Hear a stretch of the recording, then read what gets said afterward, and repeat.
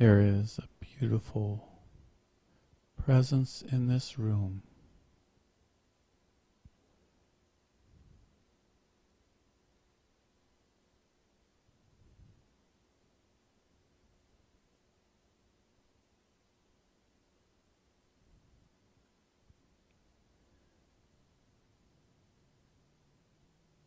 Now's the time to say your prayers, make your wishes known to the masters and the angels that are listening.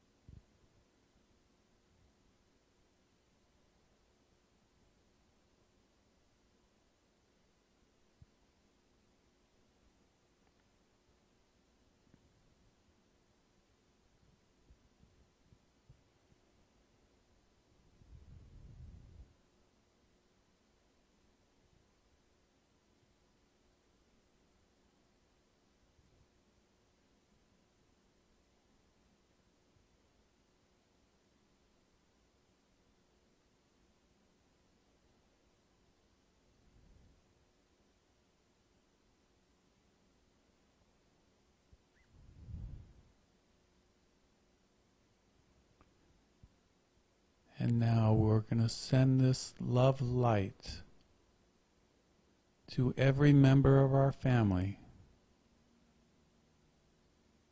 to every one of our friends, to every one of our ancestors, going back to the very beginning of time. And let's chant Om and know that is the sound of the Holy Spirit moving in time and space. And that thread of light, that golden thread of light that emanates from your heart through your voice, will go beyond time and reach every one of the people you love with this golden liquid light.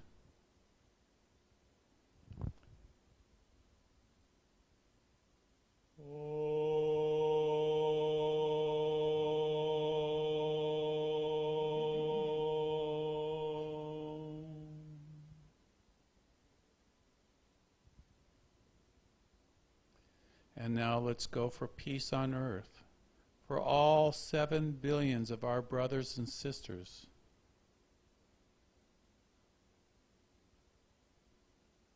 For heaven on earth to manifest, where the masters and the angels will walk and talk with us,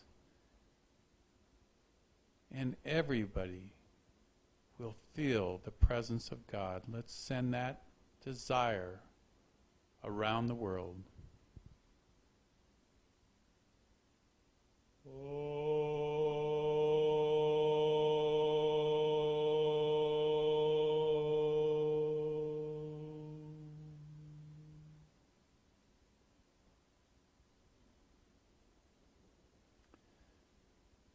And finally, let's pay it forward to every one of our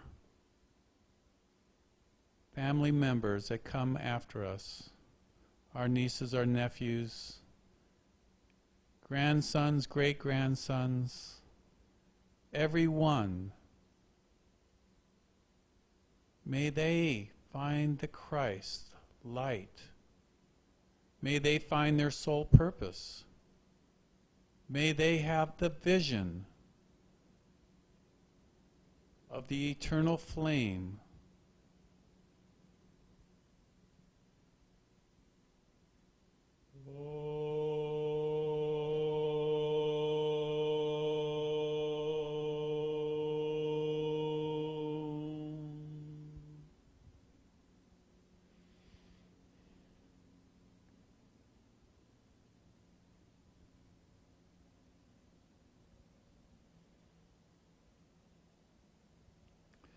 And now let's just take one more minute and take in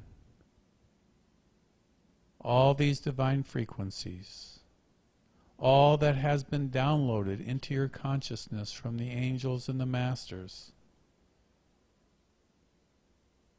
Place that in your soul as a permanent part that is a memory that you can take with you beyond time.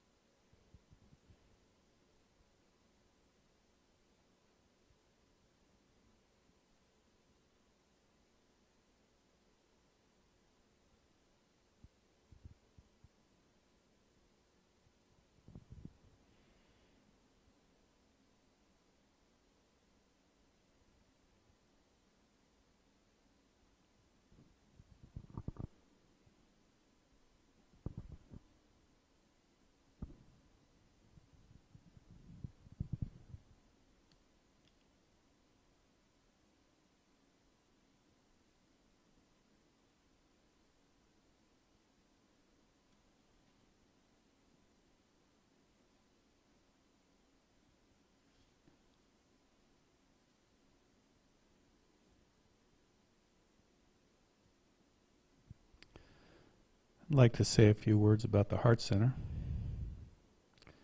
The Heart Center is a dynamic worldwide movement of spiritual seekers, and I would say also finders, joyously growing in personal self-mastery.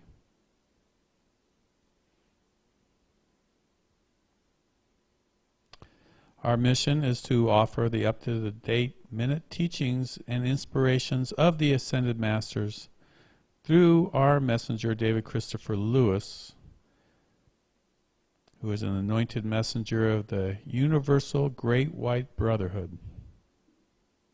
White referring to the light of the saints, the light that surrounds them, not to any ethnic group.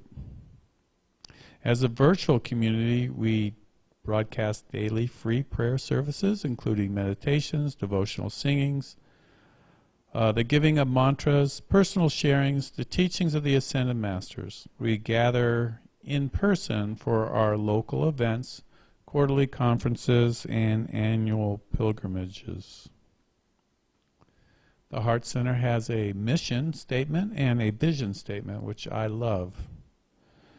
The mission is, within the Heart Center community, we realize personal enlightenment through our higher self, and share the Ascended Master teachings and our love wisdom throughout the earth. It couldn't be put any better, I don't think. Our vision is we live in sustainable golden crystal age communities in joy and in harmony with Mother Nature, using the solar sciences of the Spirit. And we radiate light, and we live in love as one.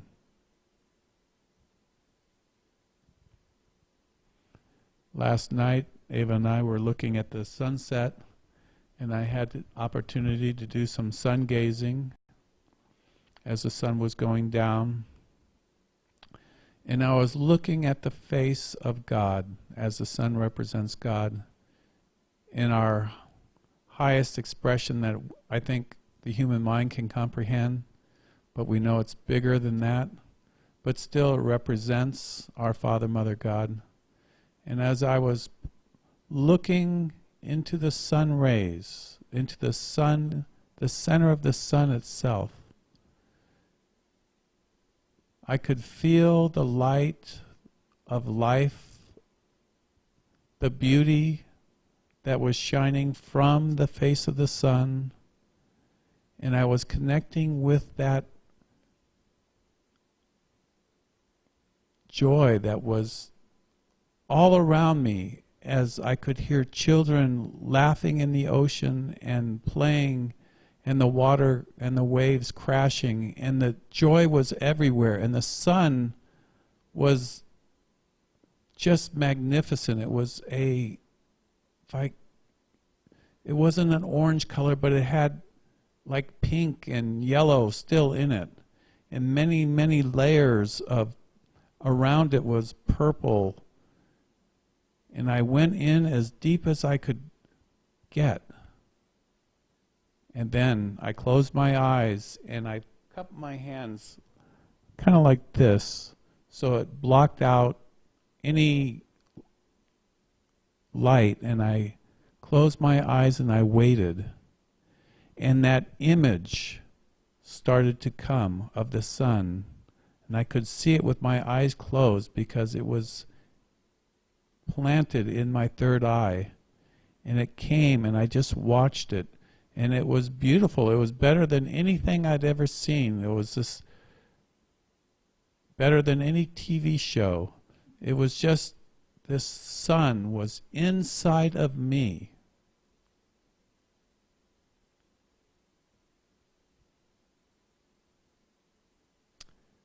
And it brings to my memory now that Jesus said, the kingdom of God is inside of you.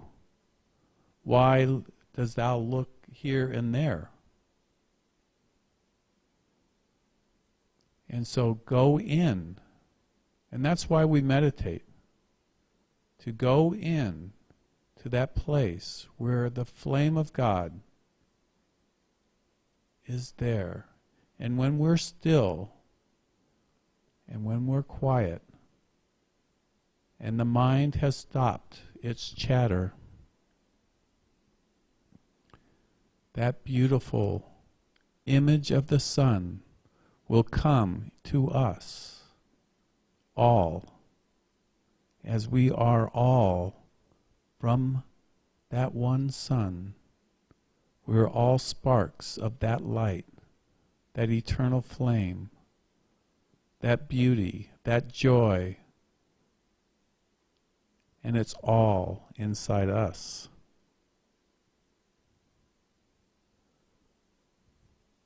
So it's a beautiful memory of the sunset. And I like to take these little videos, these time-lapse videos with my GoPro camera. And how can you capture that? How can you capture what is inside you? The feeling of being in the presence of our Creator, of our Father, Mother, God. And take it in and breathe it in and be immersed in that light. That is what the Masters teach in many, many ways, in many, many different words. And so when we say using solar sciences of the spirit, sun gazing is a solar science.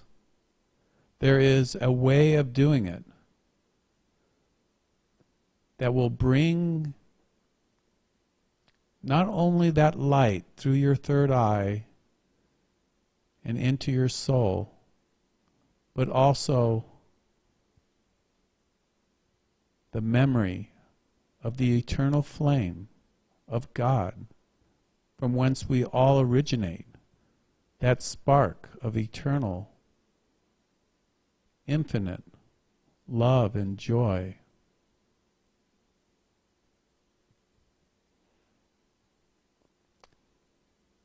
It's a wonderful time in the summer because here in San Diego, the sunsets are not covered by the fog or the clouds, and you can get a really good glimpse of it. The sunrises are in the east, and the mountains are about 3,000 or 4,000 feet to the east, so sun gazing in the morning is not so easy, but the sunsets are amazing. And you'll notice when you're down at the beach here in San Diego that there are hundreds of sun gazers doing the same thing, meditating on the sun, taking it in.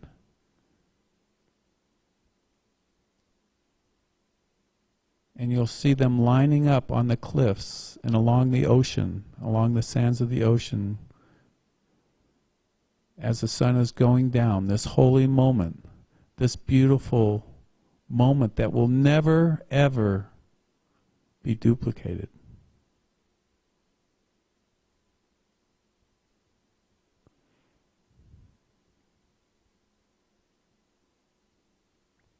And in the sound of the ocean, in the rolling of the waves, is the sound of the Om. That sound of when God spoke creation into existence is still echoing across the universe. And at the ocean, you can hear that sound moving as the water moves towards the shore. The Om, the ancient Om, moving in there. Such a cosmic place, the ocean and the beach.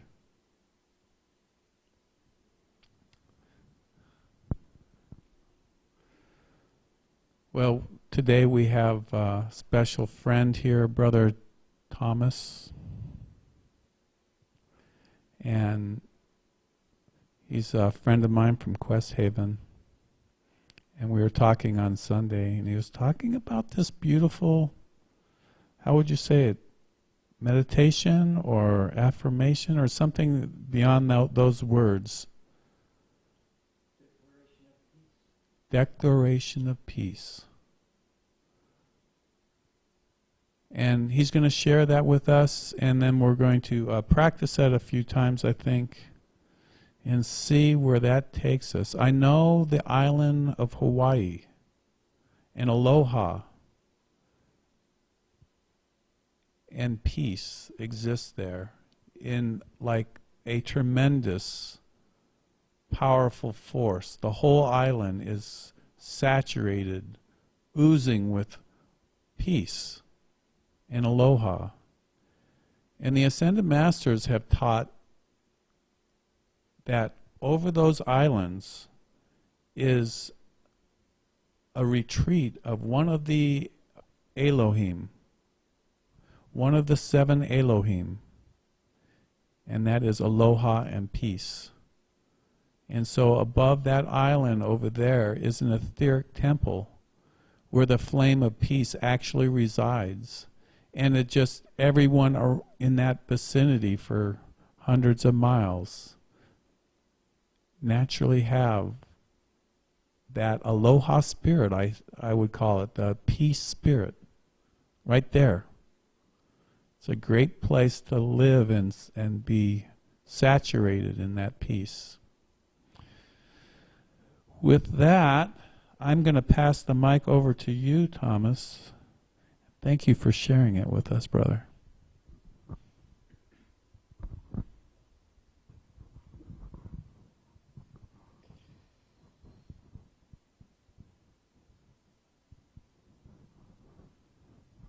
So to share this, I'm going to build a space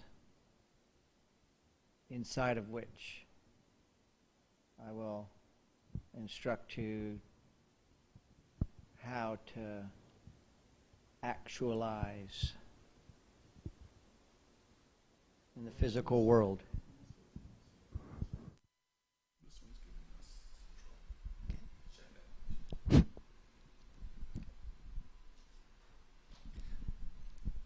This is a physical world, so if anything's going to happen in this world, it ultimately needs to play out in the manifestation of that intention. And this is the alignment of action and intention in perfect alignment.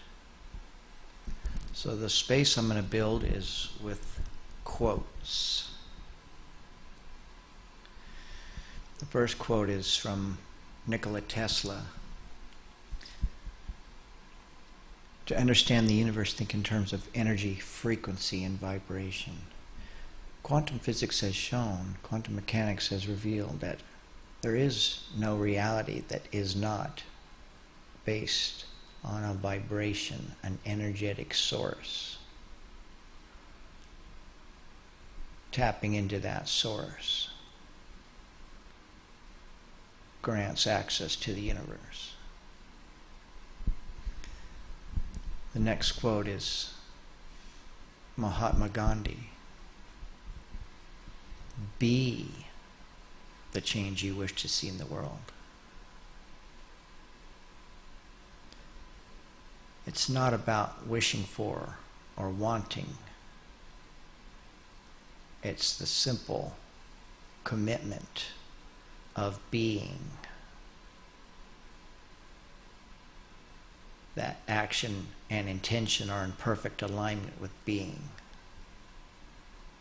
And thus you're true from source and true into the world that confronts us. The school called this world. The third quote is from Werner Erhard. Doesn't matter how much you plan or talk or intend, until you're in action, nothing happens. So I've taken those quotes and overlaid it with a communication form just as viable as French or English or German. It's called American Sign Language. It's just as viable a communication language known through the world. And within the realm of American Sign Language, if one puts your thumb, go ahead, your thumb, your index, and your pinky, and turn it outwardly. This is love expressed. This is I love you. This is your intention to cause and be the source of the love you give, and your actions in perfect alignment. This is energy sent through your actions and intentions.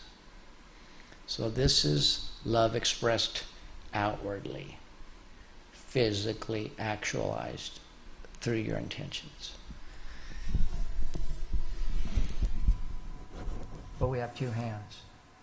So make the space of both hands so that all of my being is love expressed outwardly. And there it is. It's like a laser. It's being sent out. Okay, perfect. Now go like this.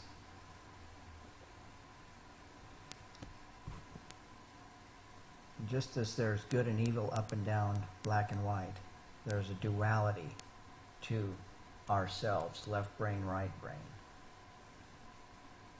But in the connection of love expressed outwardly, when that loop is closed, that energy is turned inward. So that love is circling within, growing. Difficult to harvest from a tree that has not been cared for. The second step is to take the feet and just have them be touching so that left and right hemispheres of consciousness, left brain, right brain, are now connected. Now in this configuration, you'll see that there's a circle. Your feet cause a lower circle. And if you hold this space, that your arms now create an upper circle. Two circles together is symbol for infinity. Consider that you now sit and hold the space of infinite love as an intention of your actions and alignment with the energy, frequency, and vibration of infinite love. You are now causing, like a radio station becomes tuned, you are tuning your energetic frequency, vibration to infinite love. Okay, so hold this space, close your eyes, and count backwards. Say the words 30, 29, 28, 27, 26, 25, 24, 23, 22, 21, 20, 19, 18, 17, 16, 15, 14, 13, 12, 11, 10, 9, 8, 7, 6, 5, 4, 3, 2, 1, 0.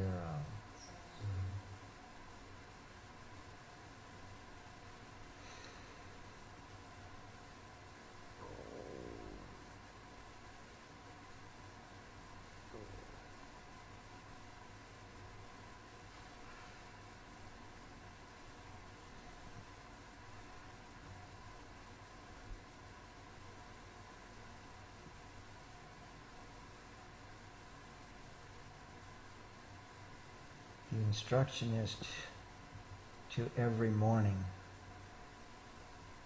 before you even get out of bed, before you even engage the day, tune your energy, frequency, and vibration to infinite love.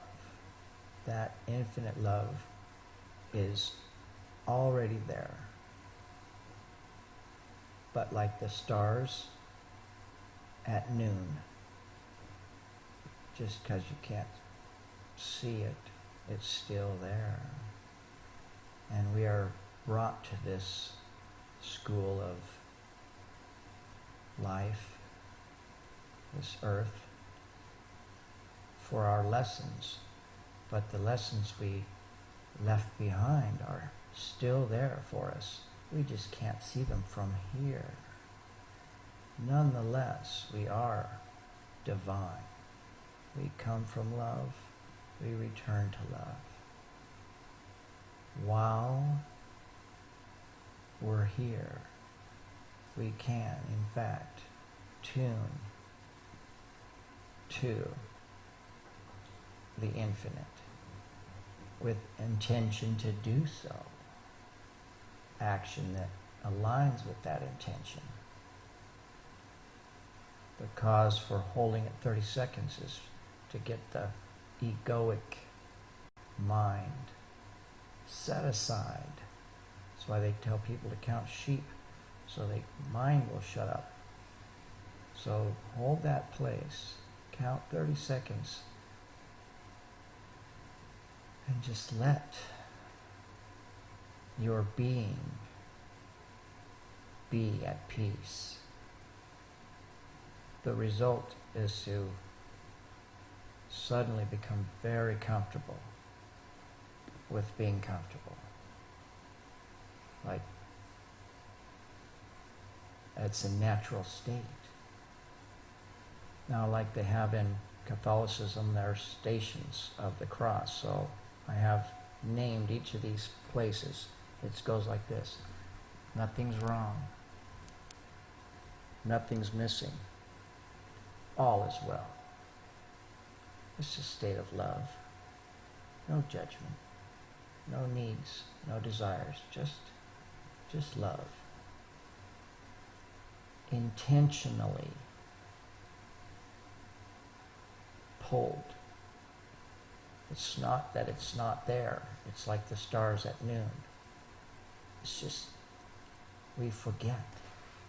We forget because we have phone bills and deadlines and red lights and issues. But the stars are still there, shining at noon.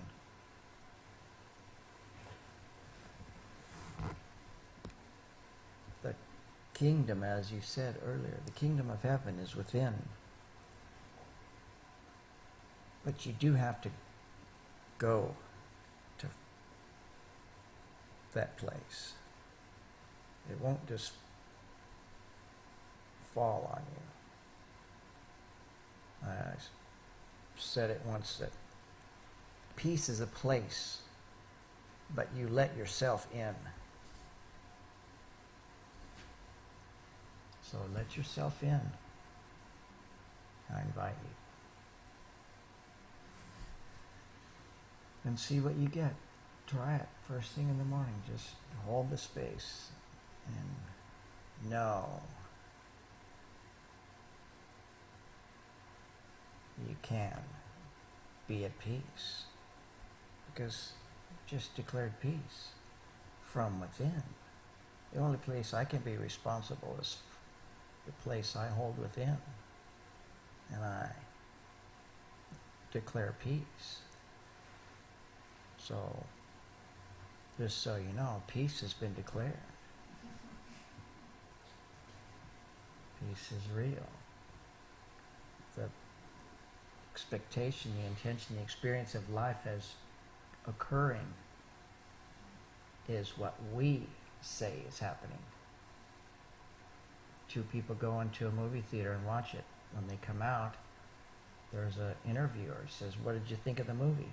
The first guy says, "It was wonderful. I loved everything about it." Ask the second guy, "What did you think of the movie?" "It was horrible. I hated it." Which one's right? Your life is what you say it is. I'm saying, let's just declare peace and be done. Let's just declare peace. I mean, they're declaring war on this and war on that, and there's always another war coming. Has anyone ever thought to declare peace? I mean, I think Jesus did, and maybe Mahatma and Martin Luther King. There's a lot of people that have tried, but they simply had the torch knocked out of their hands. Doesn't mean we can't pick it up. We'll just pick it up and declare peace. As a community, as an intention, as an alignment of purpose. Declared, so declared.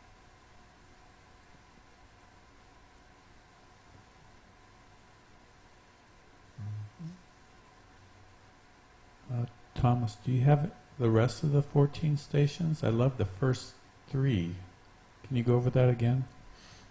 I only needed 3 because the triad is simply 3. So this is not based on the actual stations and their names. This is simply using that model to assign and declare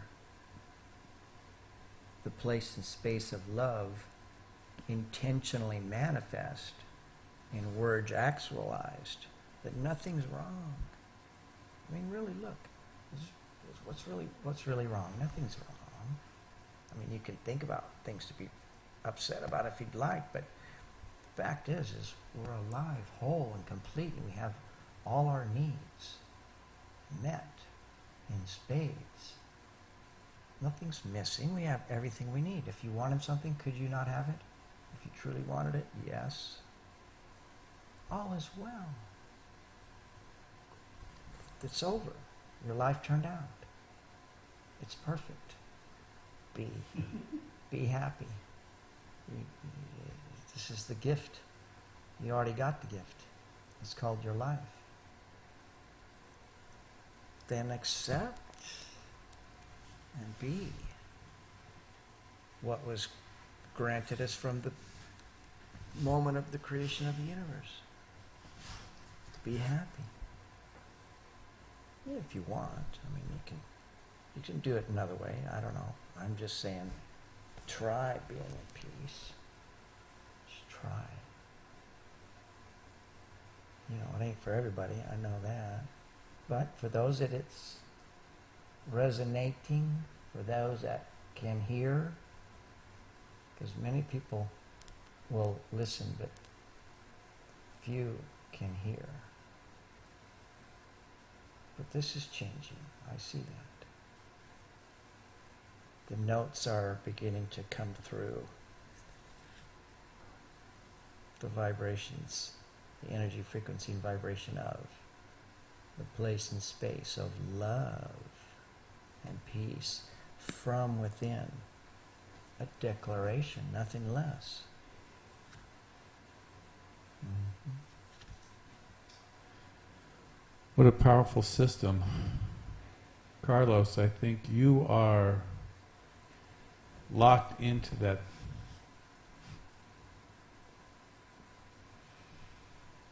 Would you like to say anything about what just happened?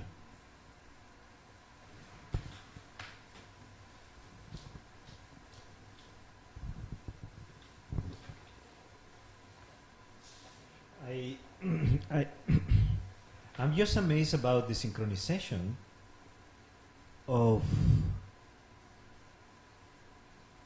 event within event within event, the everlasting unity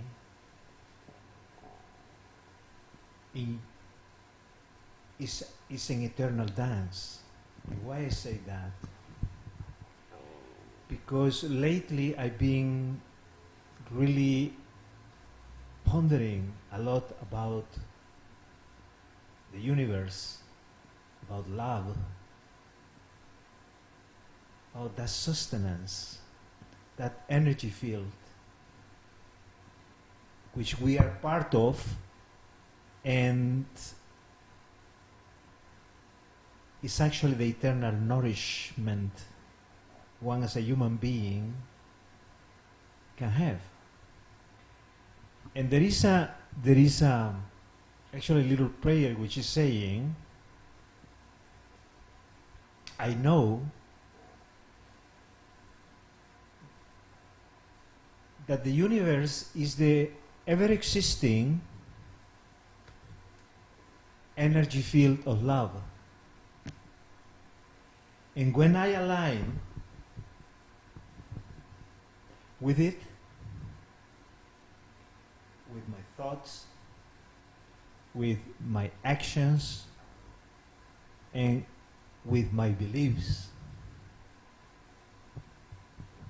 I am given infinite support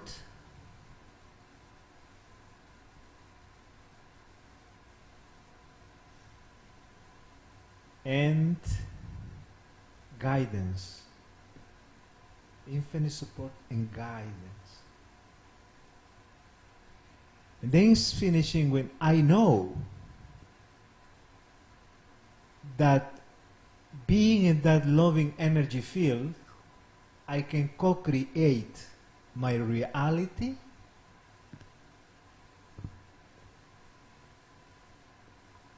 to have a life full of joy and spreading the light.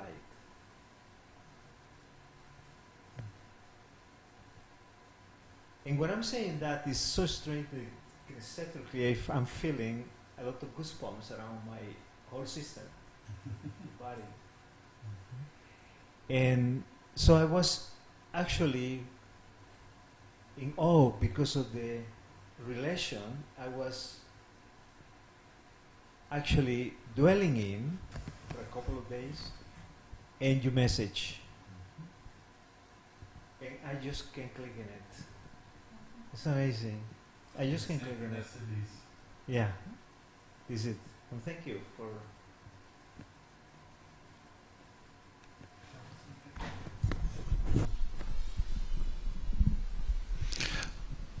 Lori, you came to the right place. Lori has been a spiritual teacher in Hawaii for 25 years. I've been a spiritual teacher for 45 years. 45 and years. 18 of that was in Hawaii. I was very blessed. Thank you. Can you share with us, your background and tell us a little bit about you? Let's see. Well, I was born intuitive or psychic. I was doing psychic readings with playing cards with my friends when I was 9 years old. I have no idea how I did it, other than I was just giving them psychic information, which I thought was normal. I also had acute dyslexia, so I couldn't read or write very well. And so all the way through elementary school, junior high, and high school, I never read a book. Not because I didn't want to, but because I literally couldn't. My teachers never knew. Never. Not one of them. So if you ask my mother when she knew I was psychic, she would say when I was in the 5th grade and we had to read a historical novel every week, Uncle Tom's Cabin or Little Women or something like that. Tom Sawyer, never read any of them, made book reports on all of them. The teacher never knew. So my explanation is that I was stupid, but my teachers were more stupid than I was because they didn't know that I was stupid. Sounded like a good explanation.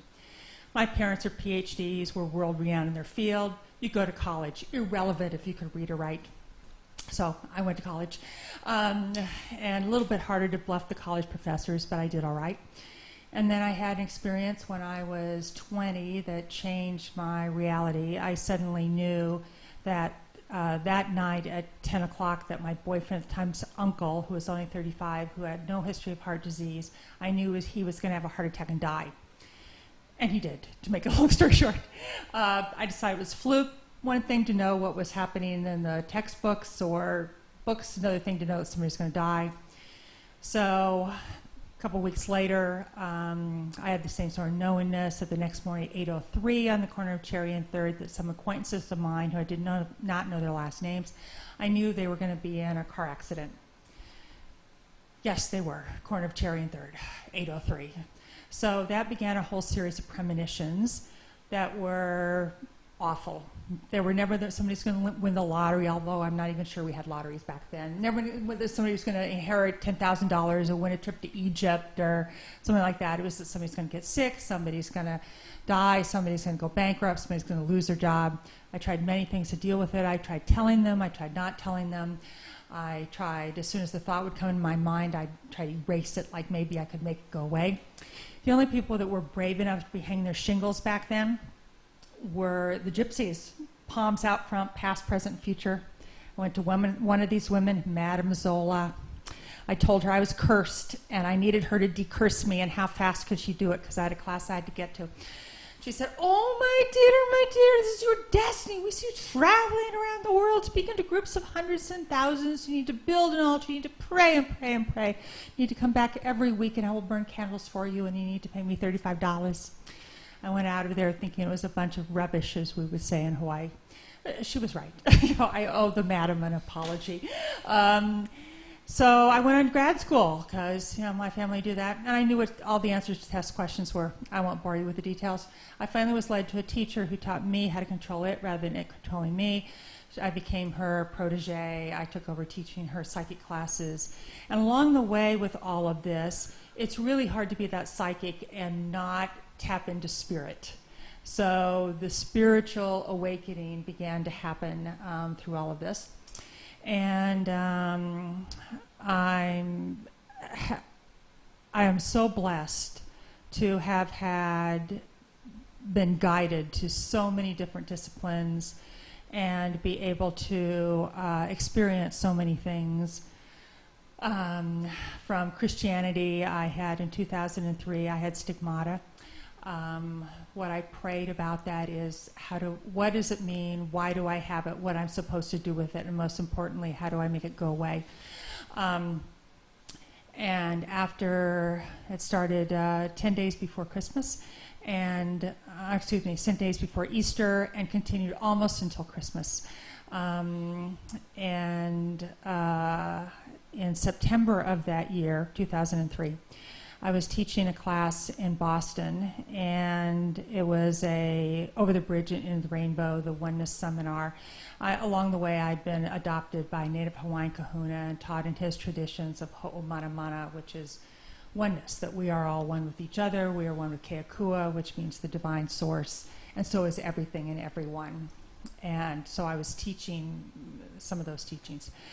And I was about to do an initiation, and to the breath of Io. Io is a sacred Hawaiian term for God that is so sacred that in ancient times only the highest kahuna or highest priest or priestesses could utter the words.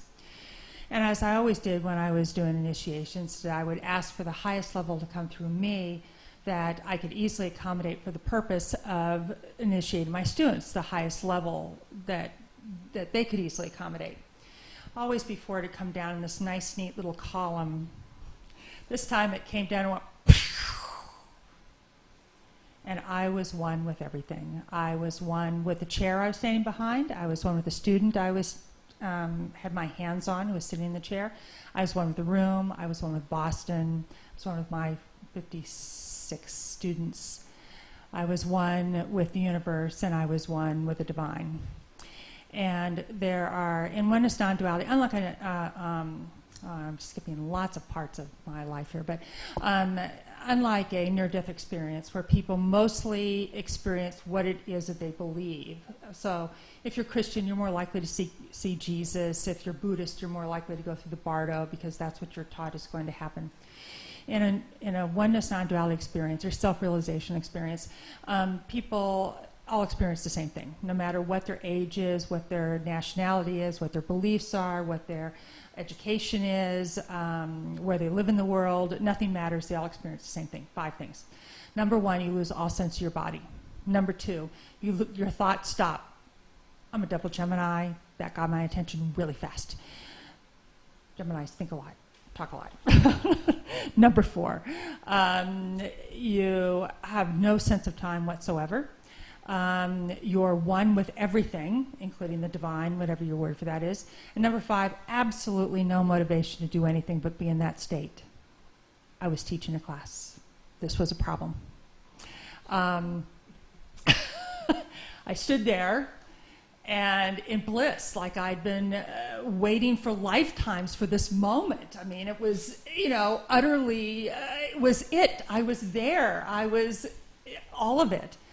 So after 5 or 10 minutes, my apprentice comes over and goes, Lori sounded kind of familiar, but I was really sure whatever he was saying about a Lori really was irrelevant. It had nothing to do with anything I was experiencing. It sounded like he was talking to me from way across the room. He said, were you going to do initiations?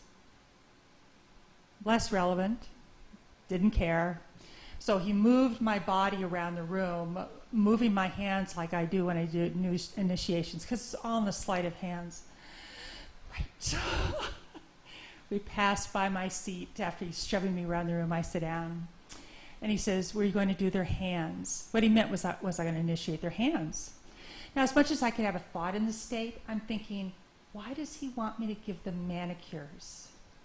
do their hands. He sees I'm not doing anything, lifts me up by the elbows and moves me around the room and does hocus pocus with my hands on their hands. I sit back down. He says, were you going to talk them out of it? What he meant was talk them out of the meditative state that I had already put them in. And again, as much as I can have a thought, I'm thinking, what are they doing wrong that I'm supposed to talk them out of? Anyway, he talked them out of it and told them to write down what they got. And then somebody handed me a glass of water. I always have a glass of water. My hand grabbed the glass of water, and somebody said, why don't you take a drink? So I stuck it in my nose because I had no sense of where my body was. I laughed and laughed and laughed and laughed and laughed. And he said, why don't you try to open your eyes? It's a good idea if you know where your eyes are, but if you have absolutely no sense of your body, it's irrelevant. Then I began to realize my students were worried about me. Nothing worse than, being in a teaching position and making your students worry, right?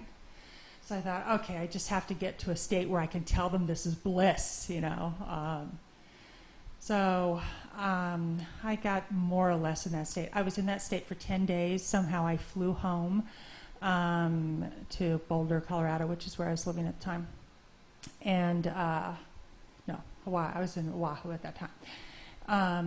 I had 6-year-old twins that were fending for themselves. They asking me if I was cooking breakfast and things like that. I was just really in this state. For dinner, they got themselves nori, rice cakes, and baby carrots.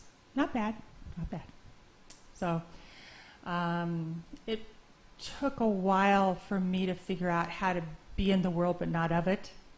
And eventually I kind of adjusted to it. But every time I would close my eyes, I would go into that oneness with everything. And then I would have to try to reel myself back to this dimension, which was not always easy. So I live in the state of being on the edge. Then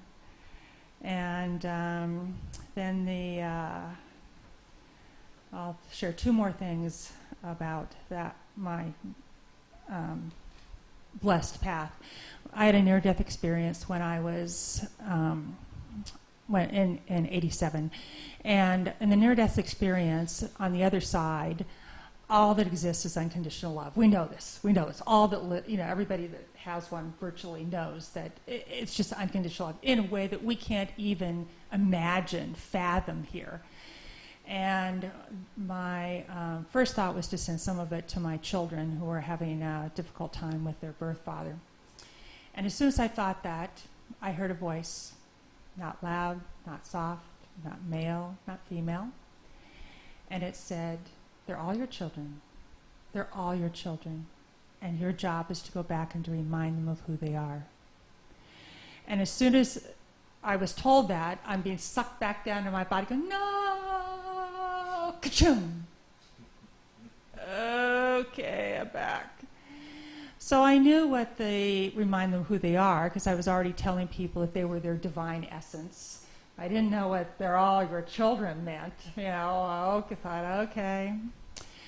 In 2008, I was at Yogananda's lake shrine, and Yogananda appeared in spirit and told me that it was time to reawaken people to the Divine Mother, which is actually what led me to here.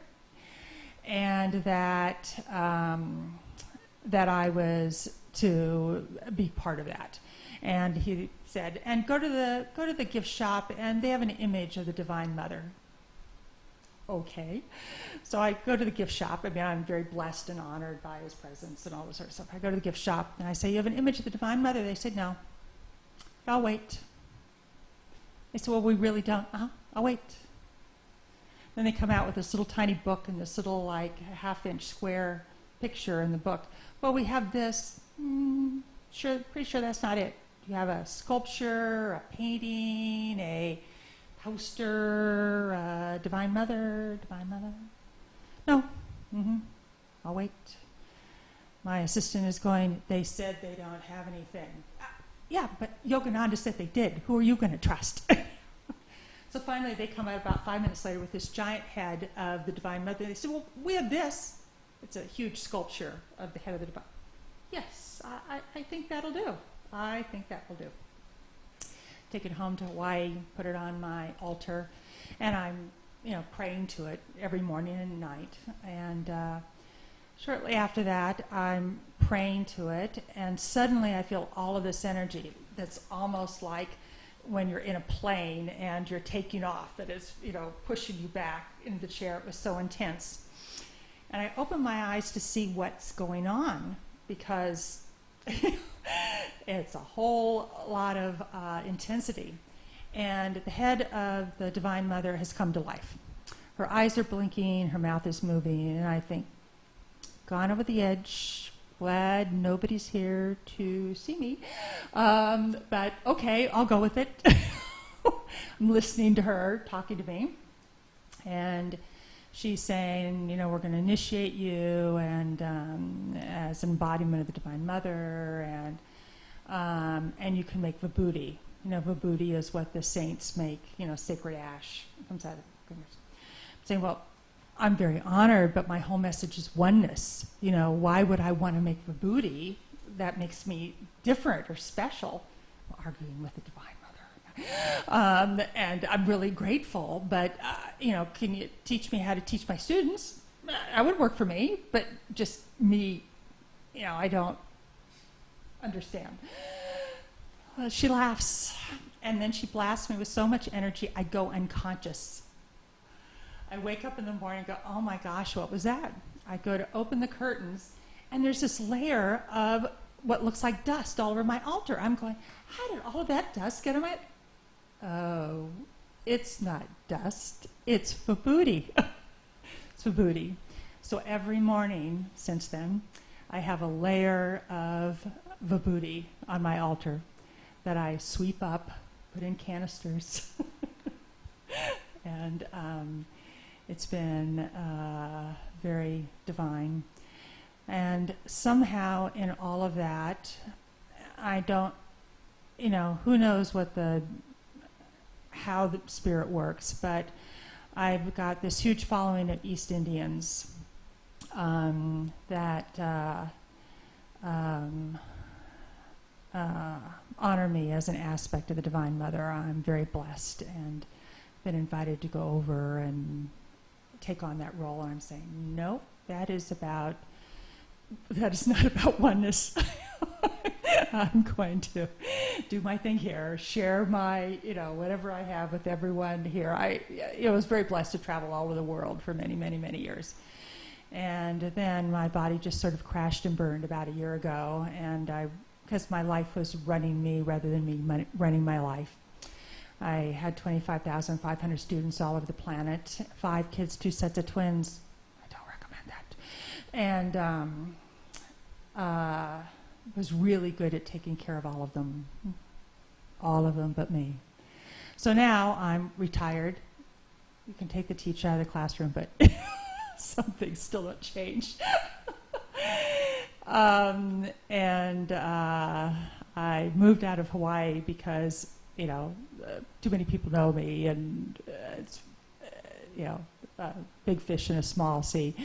And now I can be more working on being rather than doing. So that's my goal, is to be shining the light by being it rather than having to do it. So there you go. And I'm very happy to be here because I've been looking for my people since I moved here about 6 weeks ago and tried out various groups. And I love everything that you both said. And, of course, it resonates as the truth. So mahalo nui loa, as we'd say in Hawaii. Thank you from the heart. Well, wonderful. Thank you so much for coming to Vista, which is,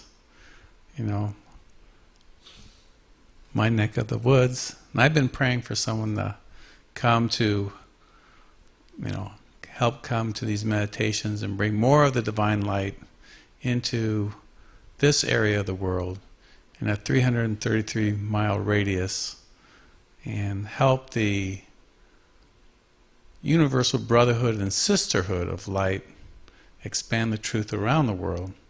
There's many, many beautiful places around here you'll discover. You'll be surprised at the synchronicities and similar stories with, the people that are here. Lori. Yeah. You probably already know that, but it was all planned ahead of time. Oh, I was divinely led to Vista. People say, why Vista? I say, I don't know. I haven't figured it all out yet, but it's certainly where I was plopped down. It's 9 o'clock now, so we have to end our broadcast, but Lori, since you have the microphone, do you mind blowing out the candle and do a closing prayer in any way that you feel inspired? And we'll stand with you.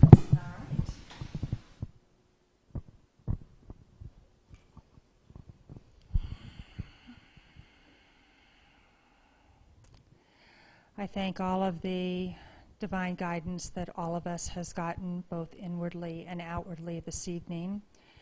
I honor that we are all one with each other, one with the divine, one with the planet, the universe, and all sacred beings. I ask that we continue to remember that we are the light, and the more we shine our light, the more our light shines, and the more we encourage others to do the same. Mahalo nui loa, thank you from the heart for the sacred teachings and blessings that we have received here tonight from spirit and from body. Mahalo.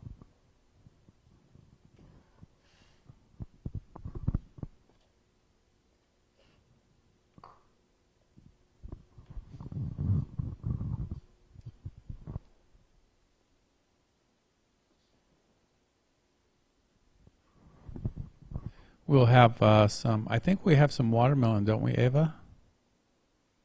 Some watermelon and some fellowship here. Thank you, Thomas. I am going to make a recording of that and put it on YouTube. And I think we're going to have a lot of people practicing that love, that peace declaration. And I hope everybody on the broadcast heard that. If not, email me and I will email you the link to the recording of this broadcast tonight. And I can see everybody in the Heart Center practicing that beautiful technique, that alignment technique. So powerful. Yeah, just so beautiful. Thank you again. Good night, everybody. God bless you. And we'll be broadcasting Mother Mary's Rosary tomorrow at 7:30 and Kuan Yin Rosary on Thursday. Good night.